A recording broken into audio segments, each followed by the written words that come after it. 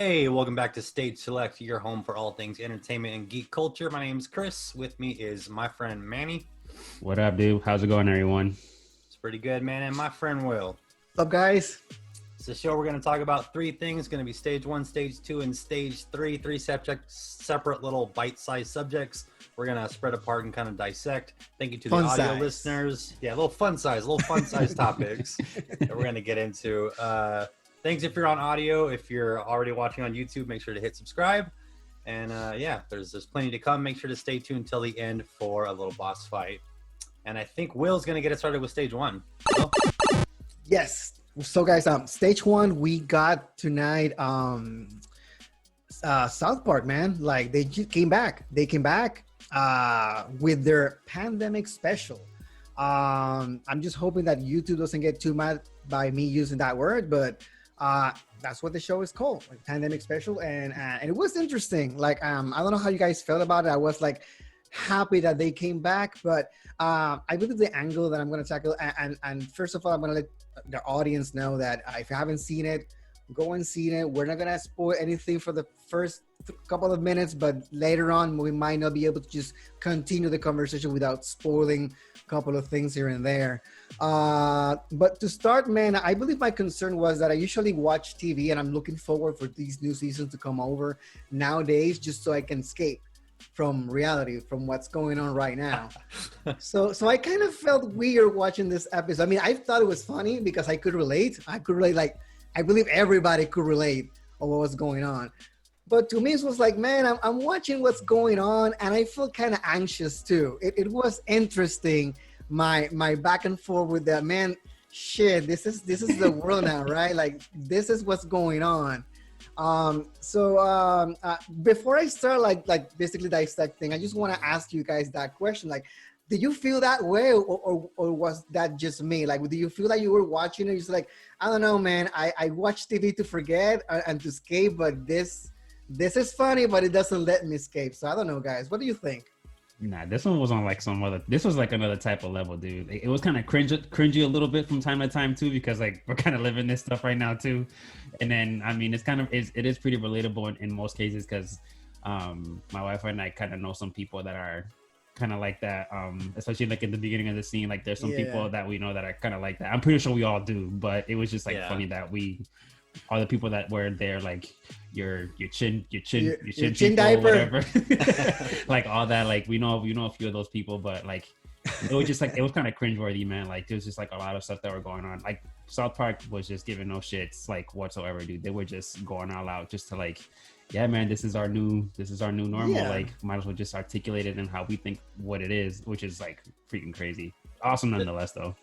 There was like a layer of it being South Park that protected me from, I guess, feeling awkward or cringy or just like the reality that is now. Just because I've kind of been, I mean, I feel like everyone's been waiting for South Park to tackle this since like March or whenever. Yeah. Like we knew it was going to happen, man. Garrison was going to get involved with something, but yeah, I loved it, man. Before spoilers, I thoroughly enjoyed it. It did have me smiling and laughing the whole time. And I thought also, if for whatever reason you haven't watched it and you've got this far, they kind of they did a pretty good job of like really making fun of everybody. And like I mean, South Park historically does that, but they did a really good. I thought they did a really like almost like an artful way of poking fun of how like the left and the right are reacting to the coronavirus. It was bang on, which is fine because we're all in this together. You know what I'm saying? Like, there's no escape from this. It was an hour-long special too, and it didn't feel like an hour. That's how like I really enjoyed it because it just didn't feel that long too. And like for people that don't know where to watch it, you can always just watch it on HBO Max. They have it up there right now too. So for guys that haven't watched it yet, or another HBO Max exclusive, HBO Max is like getting getting serious. Park, man. Seriously, HBO Max is getting for real. We're getting serious. So from this point forward, like I said, guys, we might start like going into spoilers. So whoever it's in the video up to this point and don't want anything spoiled, I highly recommend you to watch it. And then if you want to see our thoughts, come back and check us out. But I just want to make sure that you guys that we don't spoil anything for you guys. So You have been warned. 3, 2, 1. Going into a little bit of details right there. So, the first thing that I like about this special was, I mean, that it was like a Randy and Cartman pretty much centric special. Yeah. To me, that was like, this is the best way to start because those are my two favorite South Park characters. They're just crazy, insane at another level. So Randy with their pandemic special, basically his business is booming, which is it's just for no surprise. I mean, we know what Randy's about, and I was like, I know he's gonna just take advantage of this because that's how he is, and he freaking did. So it was amazing, like seeing him like coming back with his integrity farm things. Also, Cartman, man. Here's the thing with Cartman, and I may be a little bit maybe a little bit controversial with this. For the most part, Cartman, we know that it's always extreme, and we don't always agree with him, but he's amazingly funny, so we always enjoy what he does. This is the only episode that I felt, man, I'm with Cartman. I agree 100% in this shit. Like, fuck school, I'm at home, I love the new normal, stay away from me, 6 feet away, motherfuckers. Dude, when him and Stan were both rallying to make things back to normal again, and it turned out Cartman was talking about like March. Yeah. My own normal. No, we're going back to normal. What normal? Dude, that was amazing. Oh super, super hilarious. We gotta get Butters to build a bear. Yo. Dude, it was all about Stan at that moment. But I thought that Kyle was gonna act like him. But actually, it was surprising to me that Stan was the one who was kind of losing control. I believe it was the way for them to tell us that even the most sane character in South Park, this is a difficult time to deal with, which to me was very clever. That's what I felt when Stan was going through that. It's kind of funny how they always make him. They seem like they always make Stan like the moral compass of the show, like the regular kid. Mm-hmm. And it was interesting because I thought that again he was gonna be the one who keeps his composure, but no. I mean, this pandemic took the best of him, and it's taking the best of most of us. So I think that always with South Park, there's a little bit of layers of this is funny, this is insane, this is hilarious, and this is also like deep. You know, like there's some layers of deep meaning there. So I like to see that. I like to see that even sometimes a tragedy gets the best of us. But it was at least kept in a light way. I don't know how you guys feel about that. But again, when it comes to Stan, I always look at him as the one who's gonna teach us something. Always.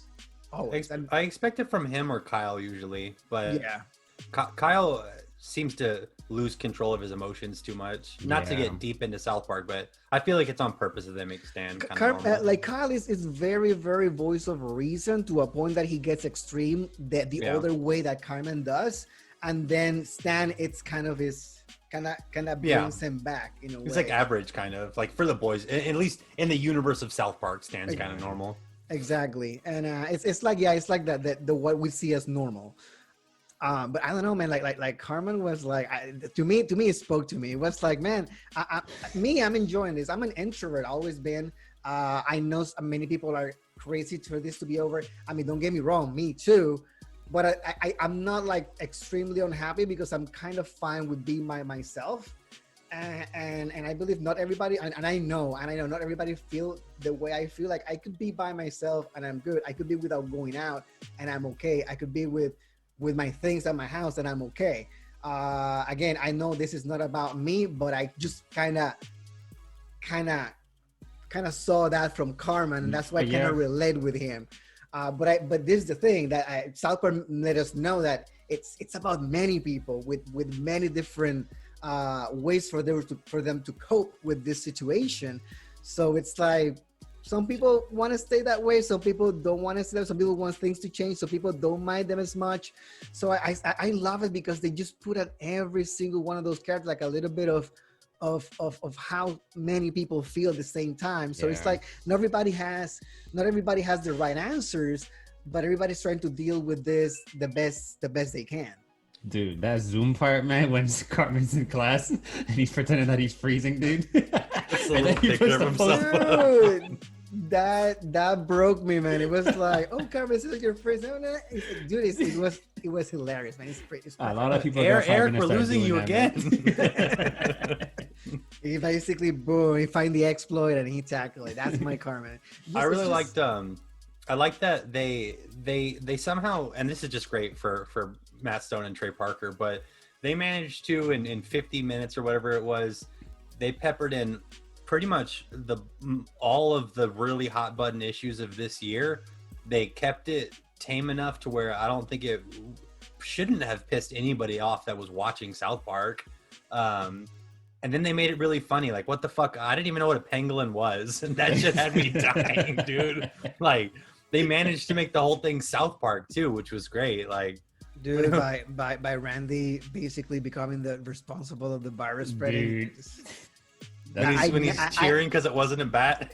I don't know. I never saw that coming until they put the flashback of the trip to China. Dude, my head exploded at that moment. I was like, I saw that episode. Oh my God, I know where they're going. And when they went there, I said, dude, it was perfect. And they keep poking Disney, man. They're trying so hard to be canceled. It's crazy.